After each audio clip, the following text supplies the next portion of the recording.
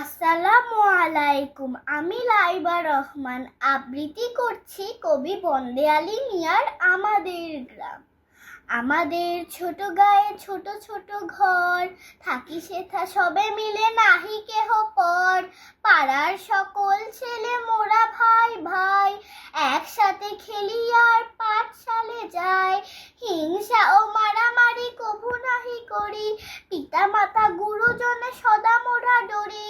আমাদের ছোট গ্রাম মায়ের সমান, আলো দিয়ে বায়ু দিয়ে বাঁচাইছে প্রাণ।